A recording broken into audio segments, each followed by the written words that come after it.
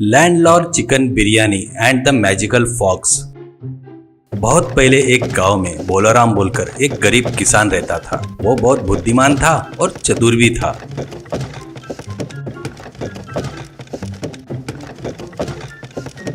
इसलिए जमींदारों के बाजू में ताकतवर बनकर और गरीब किसानों के लिए भगवान बनकर रहता था। उसी गांव में जगन्नाथ करके एक जमींदार रहता था। उस गांव के किसान सभी उस जगन्नाथ को ही अपनी फसल बेचते थे। जगन्नाथ बहुत ही कंजूस और लालची था। किसानों को बराबर भाव नहीं देकर सताते रहता था। इससे वो लोग कभी भी गरीबी से कभी उबर नहीं पाए। एक बार भोलाराम जगन्नाथ को अपनी फसल नहीं बेचने का निर्णय लेता है और फसल हाथ में आते ही पड़ोस के शहर में जाकर अपना धान बेचकर आए हुए पैसों से तगड़े मुर्गे खरीदता है और एक शिकारी को पैसे देकर 2 लोमड़ियां भी हासिल कर लेता है। उन दोनों में से एक को रूम में बांधकर दूसरे को संकल से बांधकर अपने साथ घुमाता है। जगन्नाथ एक दिन अपने एरिया से जाते रहता है तो भोलाराम मिलता है। तब भोलाराम, बाबूजी आपकी फसल तैयार है, आप जब बोलोगे तब आप ले जा सकते हो, ऐसे कहता है। तो जगन्नाथ, वो तो ठीक कह रहे, पर ऐसे लोमड़ी को पकड़कर क्यों घूम रहा है? वो भाग नहीं जाएगा क्या? भोलाराम, गया तो भी तुरंत वापिस घूमकर आएगा, ये मायावी लोमड़ी है करके बताता है। और देखते क्या इसका जादू। कहते हुए भोलाराम उस लोमड़ी से कहता है, तू जाकर अच्छी मुर्गी लेकर आ, कहकर उसके गले की संकल खोलता है। संकल के खुलते ही वो बहुत तेजी से भागती है।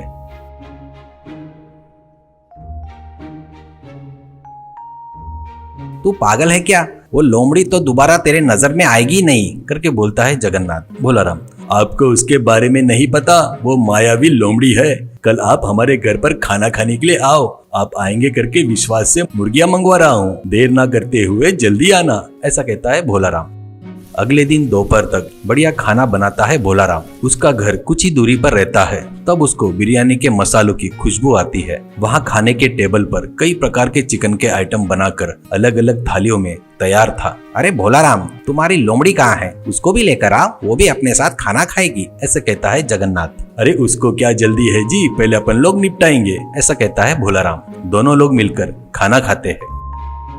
खाना खाने के बाद जगन्नाथ को लोमड़ी की याद आती है। वैसे मायावी लोमड़ी मेरे पास रहा तो बहुत अच्छा रहेगा, करके सोचकर भोलाराम से कहता है, अरे जाओ अपनी लोमड़ी को लेकर आओ, देखता हूँ, करके बोलता है। जगन्नाथ की बातों पर खुद ही मन में हंसकर उठकर जाकर रूम में बांधकर रखे हुए दूसरे लोमड़ी को रस्सी से बांधकर बाहर लाता है। जैसे ही बाहर लाता है वैसे ही 500 सिक्के में बेचता क्या, करके पूछता है जमींदार जगन्नाथ। तो भोलाराम सिर हिलाते हुए, बेचना ही काम है, लेकिन उस पर मेरी जिंदगी की गाड़ी चलती है, उसको बेचा तो मैं भूखा मर जाऊंगा। तुमको देने वाला धान पूरा बकाया लेकर जाओ, पर लोमड़ी को मत मांगना, करके बोलता है। तुम्हारी भीख नहीं चाहिए, मुझे तो बस वो मायावी लोमड़ी चाहिए, ऐसा कहता है। 1000 मुद्राओं में लेकर जाता हूँ, ऐसा कहता है जगन्नाथ। आप इतनी ही जिद कर रहे हैं तो मुझे 1500 मुद्राएं दीजिए, कहता है भोलाराम मासूम सा चेहरा बनाकर। उससे कम बोलोगे तो नहीं जमेगा, भावबाजी नहीं होगी, ऐसे कहता है। जगन्नाथ खुश होकर 1500 मुद्राएं देकर लोमड़ी को लेकर जाता है। घर जाकर जगन्नाथ अपनी पत्नी रुक्मिणी से, देख मैं एक मायावी लोमड़ी खरीद कर लाया हूँ, वो अच्छे अच्छे मुर्गे को चोरी कर कर लाकर देगी, ऐसा कहता है। मैं मर भी जाऊँ तो इस बात पर यकीन नहीं करूँगी, ऐसा कहती है रुक्मिणी। जमींदार जगन्नाथ भी भोलाराम के जैसे लोमड़ी को पकड़कर, जा रे, जाकर अच्छे मुर्गे पकड़ कर लेकर आ, करके बोलकर उसके गले की रस्सी खोल देता है। बस उसी क्षण वो भाग जाता है लोमड़ी। ऐसे बहुत दिन बीत जाते हैं पर लोमड़ी वापस नहीं आता। इससे जमींदार जगन्नाथ उसके साथ धोखा हुआ करके समझ में आ जाता है और अपने आदमियों को लेकर भोलाराम के घर जाता है और उसको पकड़कर बांधकर, मेरे से ही धोखा करता क्या रे नीच कमीने, मेरा पैसा मुझे वापस किया तो माफ कर दूंगा, ऐसा कहता है। वो तो कब का खर्च हो गया है जी, ऐसा कहता है भोलाराम। तो इसे लाठी से मरे तक मारो, करके बोलता है जगन्नाथ। एक व्यक्ति, अरे बाबूजी इसे मारकर गाड़ने के लिए नहीं जमेगा, इसको कल मार डालेंगे तो अच्छा रहेगा, ऐसे कहता है। वैसे ही करेंगे, सुबह तक ठंड से मरने दो इसे, ये पहने हुए कपड़े ही रखकर इसे धानी से बांध दो, ऐसे कहता है जगन्नाथ। तो भोलाराम को वो लोग धानी से बांधकर चले जाते हैं। कुछ देर बाद ठंड पड़ने लगती है। ठंड में भोलाराम की हालत बहुत खराब हो जाती है। वो ठंड से बचने के लिए धानी को घुमाने लगता है। वैसे करने से उसका शरीर गर्म होकर पसीना भी निकलने लगता है। वो ठंड से अब तक मर गया होगा, जाकर देख कर आओ। ऐसा जगन्नाथ उसके आदमी को भेजता है।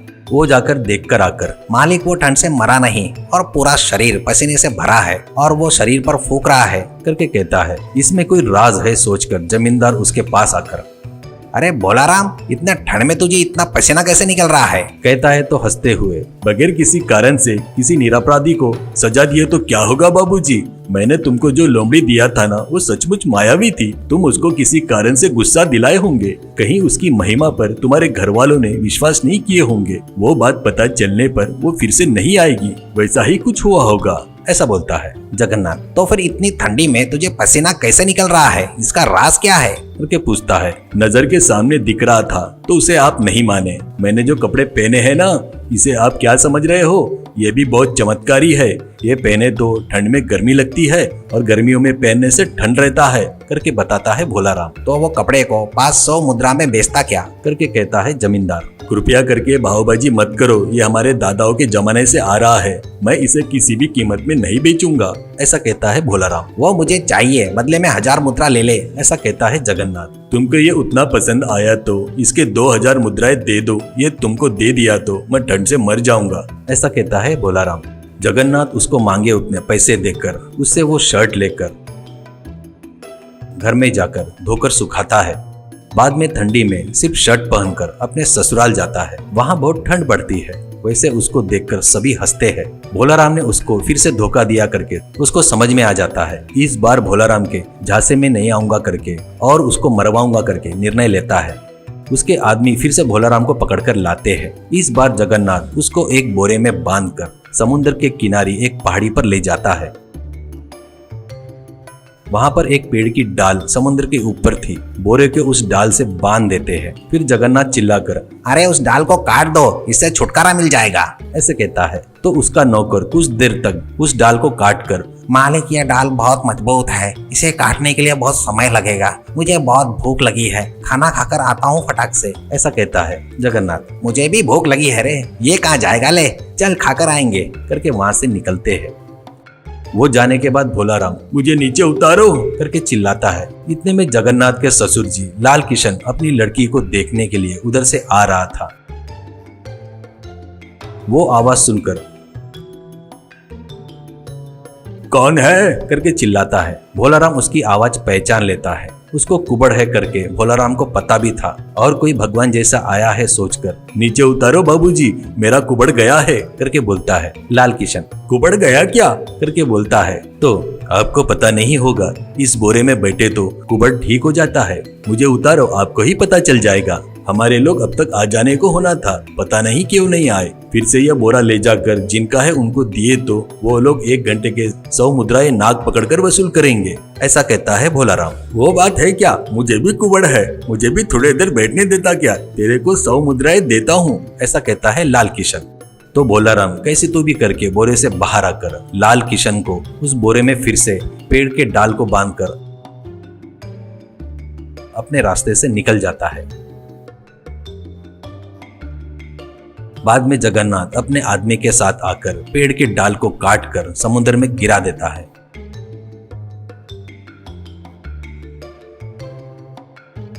कुछ महीने गुजर जाते हैं। एक दिन भोलाराम जानबूझकर जगन्नाथ के घर के तरफ आता है। जगन्नाथ उसको देखकर चौंक कर, तू मर गया था ना, फिर से कैसे आ गया करके आश्चर्य से पूछता है। अच्छे लोग कभी नहीं मरते, सुना ही होगा ना। मैं समुद्र में गिरते ही समुद्र के राजा के सिपाही आकर मुझे लेकर गए।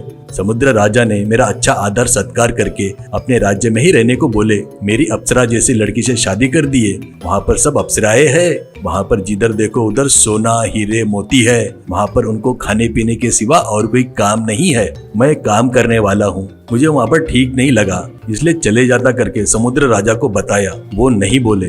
मैं मुझे जाना है करके बताया। उन्होंने कहा जब दिल करे तब आ जाना और अपने खास दोस्तों को भी लाते रहना करके बताए। मेरी पत्नी को साथ लेके चलता बोला तो वो इस दुनिया में नहीं आती बोली, ऐसे कहता है भोलाराम। अरे ये तो पागल है, बेवकूफ है। मैं तो वहाँ के सभी औरतों से शादी करके राजा को वहाँ से हटाकर मैं राजा बन जाता था करके सोचता है जगन्नाथ और भोलाराम से। अरे तुझे पुण्य मिलेगा रे, एक बार मुझे उस दुनिया में लेकर चल, ऐसे कहता है। भोलाराम पहले नहीं मानता, बाद में जबरदस्ती करने से मान जाता है। आप ये बात बाहर किसी को मत बताना, चुपचाप मेरे साथ आओ, नहीं तो हम लोग भी आएंगे करके सभी लोग पीछे पड़ेंगे बेवकूफ। कल सुबह 2 नाव तैयार करके रखता हूँ, करके कहता है भोलाराम।